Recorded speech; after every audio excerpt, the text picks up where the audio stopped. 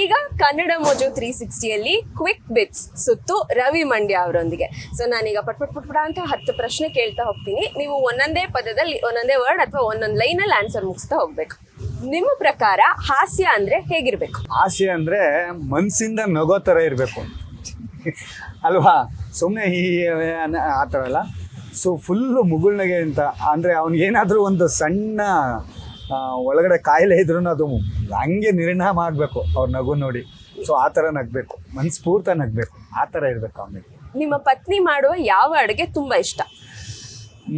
ವಾಂಗಿಬಾತ್.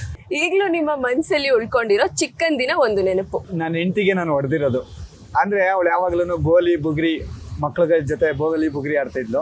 ಅವಾಗೆಲ್ಲ ಕಡ್ಡಿಲಿ ಹೊಡ್ಕೊಬಂದು ಕೂರಿಸ್ಬಿಟ್ಟು ಪಾಠ ಹೇಳ್ತಾಯಿದ್ದೆ. ಅಲ್ಲೆಲ್ಲ ಹೋಗ್ಬಾರ್ದು, ಹೋಗೋದು ಅಂದ್ಬಿಟ್ಟು ತಿರ್ದಿಸಿರೋದು ನೆನಪಿತ್ತು. ನೀವು ತುಂಬಾ ಇಷ್ಟಪಟ್ಟು ತಗೊಂಡಂತ ಸೆಲ್ಫಿ ಯಾವುದು? ಒಬ್ರು ಬಸ್ಗೆ ಬಂದು ತಗೊಂಡ್ರು, ಜಾಲಹಳ್ಳಿ ಕ್ರಾಸ್ ಬಸ್ ಹೋಗ್ಬೇಕಾದ್ರೆ ಬಸ್ ಒಳಗಡೆನೆ ಹತ್ಕೊಂಡಿದ್ರು. ಸೊ ಅವರು ಇವಾಗ ದೊಡ್ಡ ಸ್ಟಾರು. ಅವರು ಟೂ ವೀಲರಲ್ಲಿ ಬಂದು ಕೆನೆಟಿಕ್ ಹೋಂಡಾದಲ್ಲಿ ಬಂದು ನಿಲ್ಲಿಸ್ಬಿಟ್ಟು ಸೊ ಬಸ್ಸು ಒಳಗಡೆನೆ ಪ್ಲೀಸ್ ಸರ್ ಅಂತ ಅಂದ್ಬಿಟ್ಟು ಬಂದು ಸೆಲ್ಫಿ ತಗೊಂಡ್ರು. ಇವಾಗ ಅವ್ರನ್ನ ಮಾತಾಡ್ಸೋಕ್ಕಾಗಲ್ಲ, ಅವ್ರು ಇವಾಗ ದೊಡ್ಡ ಸ್ಟಾರ್ ಆಗ್ಬಿಟ್ಟಿದ್ದಾರೆ.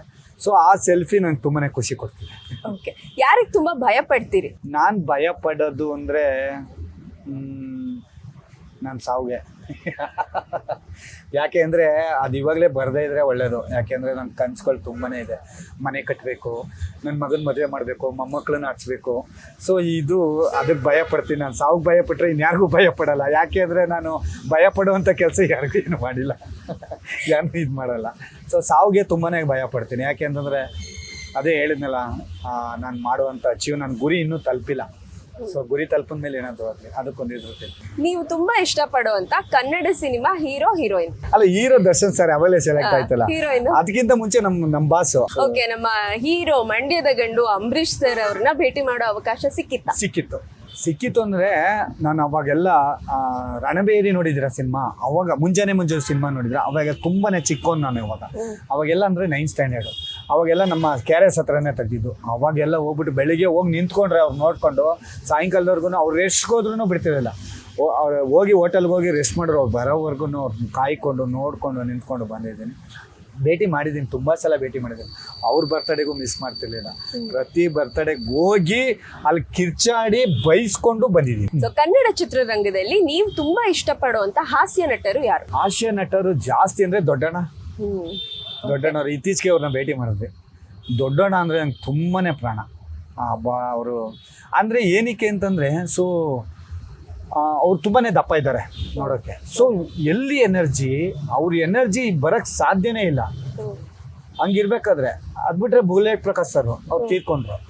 ಸೊ ಅವರು ಅಷ್ಟೇ ಹಾಸ್ಯದಲ್ಲಿ ನಂಬರ್ 1. ಅದು ಬಿಟ್ಟರೆ ಸಾಧು ಕೋಕಿಲ್ ಅವರು, ಚಿಕ್ಕಣ್ಣವರು, ಆಮೇಲೆ ರಂಗಾಯಣ ರಘು ಅವರು.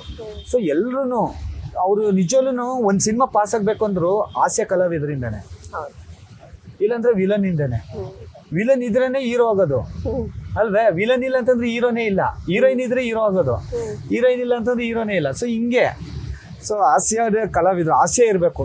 ತುಂಬಾ ಜನ ಹಾಸ್ಯ ನೋಡಕ್ಕೆ ಸಿನಿಮಾ ನೋಡಕ್ಕೆ ಹೋಗ್ತಾರೆ. ಸೊ ಅಭಿಮಾನಿ ಅಂತ ನಿಮ್ಮನ್ನ ಮೀಟ್ ಮಾಡಿ ತುಂಬಾ ಗೋಳು ಹೊಯ್ಕೊಂಡಿದ್ದಂತ ಯಾವ್ದಾದ್ರು ಸನ್ನಿವೇಶ ಇದೆಯಾ? ಅಂತ ಸನ್ನಿವೇಶಗೆ ಯಾವ್ದಿಲ್ಲಮ್ಮ, ಅಷ್ಟೇ ಇಲ್ಲ. ಅಭಿಮಾನಿ ಅಂತ ತುಂಬಾ ಅಂದ್ರೆ ಸಿಕ್ತವ್ರೆಲ್ಲ, ಅಣ್ಣ ನಾನು ನಿಮ್ಮ ಅಭಿಮಾನಿ, ನಿಮ್ಮ ಫಾಲೋವರ್ಸ್ ಅಣ್ಣ ಅಂತಾರೆ. ಅಭಿಮಾನಿ ಅಂತಂದ್ರೆ ಅದು ದೊಡ್ಡ ಮಾತು ಬೇಡ. ಫಾಲೋವರ್ಸ್ ಅಂತಿರಲ್ಲ, ತುಂಬಾ ಖುಷಿ. ಫಾಲೋ ಮಾಡಿ, ವಿಡಿಯೋಸ್ ನೋಡಿ, ಲೈಕ್ ಮಾಡಿ. ಲೈಫ್ ಬಗ್ಗೆ ನಿಮ್ಮ ಅನುಭವದ ಮಾತು? ಲೈಫ್ ಬಗ್ಗೆ ಅಂದ್ರೆ ಜೀವನ ತುಂಬಾನೇ ದೊಡ್ಡದು, ಜೀವ ಚಿಕ್ಕದು. ಜೀವ ಇಷ್ಟೆಷ್ಟು, ಯಾವ ಬೇಕಾದ್ರೂ ಹೋಗ್ಬೋದು, ಪಟ್ಟಂತ ಹೋಗ್ಬಿಡ್ತದೆ. ಜೀವನ ಇದೆಯಲ್ಲ ತುಂಬಾನೇ ಕಷ್ಟ. ಅದು ಜೀವನ ಒಂದು ಸಾಗರ. ಅದರಲ್ಲಿ ಯಾರು ಖುಷಿಯಿಂದ ಮುಳುಗಿ ಹೇಳ್ತಾರೋ ಅಂದರೆ ಅದರಲ್ಲಿ ಈಜಾಡ್ತಾರೆ. ಮಕ್ಕಳು, ಮರಿ, ತಾತ, ಮಮ್ಮ, ಅಪ್ಪ, ಫ್ರೆಂಡ್ಸು, ಬಂಧು ಬಳಗ ಎಲ್ಲರೂ ಲೈಫಲ್ಲಿ ಬರ್ತಾ ಇರ್ತಾರೆ. ಅದೇ ಹೇಳ್ತಿರಲ್ಲ. ಸೊ ಕೆಲವರು ಅವ್ರು ಸ್ಟಾಪ್ ಬಂದು ಹಿಡ್ಕೆ ಇಳಿದು ಹೋಗ್ತಾ ಇರ್ತಾರೆ. ಇನ್ನು ಜೀವನದಲ್ಲಿ ಕೊನೆವರೆಗೂ ಇರಬೇಕು ಅನ್ನೋದು ಇರ್ತಾರೆ. ಸೊ ಓದೋರ್ನೆಲ್ಲ ಬಿಟ್ಟಾಕ್ತಾ ಇರಬೇಕು, ಬರೋರ್ನೆಲ್ಲ ಅಕ್ಸೆಪ್ಟ್ ಮಾಡಬೇಕು, ಇರೋರ್ನೆಲ್ಲ ಚೆನ್ನಾಗಿರ್ಬೇಕು, ಇರೋರ ಜೊತೆ ಖುಷಿಯಾಗಿರ್ಬೇಕು. ಸೊ ಇದು ಜೀವನದಲ್ಲಿ ಖುಷಿಯಾಗಿರಿ. ಏನೇ ಬರಲಿ ಕಷ್ಟ ಇದ್ದೇ ಇರುತ್ತೆ, ಸಾಲ ಇರುತ್ತೆ, ಇವತ್ತಿಲ್ಲ ತೀರುತ್ತೆ. ಸೊತ್ತೋಗ್ಬಿಟ್ರೆ ಸಾಲ ತೀರೋಗ್ಬಿಡ್ತದ. ಸುಮಾರು ಜನ ಸಾಲ ಸೊತ್ತೋಗ್ಬಿಟ್ರೆ ನೀನು ಹೋಯ್ತೀಯ, ನಿನ್ನಿಂದ ಯಾರು ಬರಲ್ಲ. ಇಲ್ಲಿ ನಾವು ನಮ್ಮನ್ನು ಇಷ್ಟಪಡೋಷ್ಟು ಯಾರು ಇಷ್ಟಪಡಲ್ಲ. ನಿಜ. ಈಗ ನಾನು ತಗೊಂಡೋಗ್ಬಿಟ್ಟು ದುಡ್ಕೊಂಡೋಗಿ ತರಕಾರಿಗೆ ಇಷ್ಟು, ಬೆಳೆ ಇಷ್ಟು, ಕರೆಂಟ್ ಬಿಲ್ ಇಷ್ಟು, ಮನೆ ಬಾಡಿಗೆ ಇಷ್ಟು ಅಂತ ಕೊಟ್ರೆ ನನಗೆ ಬೆಲೆ. 1-2 ತಿಂಗಳು ಕೊಡ್ದೇನೆ ಇದ್ರೆ ಹೆಂಡ್ತಿನೂ ಮುನ್ಸ್ಕೊಂಡು ಹೊಟ್ಟೋಗ್ತಾರೆ. ಯಾರು ಇರ್ತಾರೆ? ಹೆಂಡ್ತಿನೂ ಇರಲ್ಲ, ಮಕ್ಕಳು ಇಷ್ಟಪಡಲ್ಲ. ನಾನು ಹೇಳಿದ್ನಲ್ಲ, ಮಕ್ಳಿಗೆ ಏನು ಬೇಕು, ಅಪ್ಪ ಹಿಂಗೆ ಅಪ್ಪ ಜಿಮ್ಗೆ ಸೇರ್ಕೊಂಡಿದ್ದೀನಿ, ಅಪ್ಪ ಜಿಮ್ಗೆ ಡ್ರೈ ಫ್ರೂಟ್ಸ್ ತಗೊಂತವ್ರೆ ಅಲ್ವಾ, ಅಪ್ಪ ಇದು ಟ್ಯೂಷನ್ ಫೀಸ್ ಕಟ್ಟಿರಲಿಲ್ಲ, ಅಪ್ಪ ಕರೆನ್ಸಿ ತಿರೋಯ್ತು, ಅದು ಕರೆಕ್ಟಾಗಿ ನಾವು ಕೊಡ್ತಾ ಇದ್ರೆ ಅಪ್ಪ ಕೊಡಲಿಲ್ಲ ಅಂದ್ರೆ ಆಟೋಮೆಟಿಕ್ ಪ್ರೀತಿ ಕಮ್ಮಿ ಆಗೇ ಆಯ್ತದೆ. ಇವ್ನು ಯಾವ ಸಿನಿಮಾನು ಇವನು ಖರ್ಚಿಗೆ ನಮ್ಮಪ್ಪ ಅವನ ಫ್ರೆಂಡ್ ಹತ್ರ ಹೇಳ್ಕೊತಾನೆ, ಅದು ನಮಗೆ ಗೊತ್ತು. ನಮ್ಮಪ್ಪ ದುಡ್ಡೇ ಕೊಡಲ್ಲ ಅಂತಾನೆ ಕಣೋ, ಅದೇನು ಮಾಡ್ಕೋತಾನೋ ದುಡ್ಡ, ಈ ಥರ ಬಂದ್ಬಿಡ್ತದೆ, ಪ್ರೀತಿ ಕಮ್ಮಿ ಆಗ್ಬಿಡ್ತದೆ. ಸೊ ಜೀವನ ಮಾಡ್ಕೊಂಡು ಅದೆಲ್ಲ ರಿಸೀವ್ ಮಾಡ್ಕೊಂಡು ಹೋಗ್ತಾ ಇರಬೇಕು. ಜೀವನ ಎಲ್ಲಿವರೆಗೂ ಇರುತ್ತೋ ಅಲ್ಲಿಗೆ ಸಾಕು ಹೋಯ್ತಾ ಬಂದಿದ್ ಬರ್ತಾ ಇರುತ್ತೆ, ನೋಡ್ಕೊಂಡು ಹೋಗ್ತಾ ಇರಿ. ಕಷ್ಟಗಳು ಬರುತ್ತೆ, ನಮ್ಮನ್ನ ನಾವು ಜಾಸ್ತಿ ಪ್ರೀತಿಸ್ಬೇಕು. ನಾವು ಹೋಗೋ ದಾರಿ ನಾವು ಎಲ್ಲಿಗೆ ಸೇರ್ಬೇಕು ಅಲ್ಲಿವರೆಗೂ ನಡ್ಕೊಂಡು ಹೋಗ್ತಾ ಇರೋದೆ. ಜೀವನನೇ ಒಂದು ನಡ್ಕೊಂಡು ಹೋಗೋದೆ, ನಡೀತಾ ಇರೋದೆ ಅಷ್ಟೇ. ಜೀವನ ನಡೀತಾ ಐತೆ ಹೆಂಗೋ ನಡ್ಕೊಂಡು ಹೋಗ್ತಾ ಇದ್ದೀವಿ.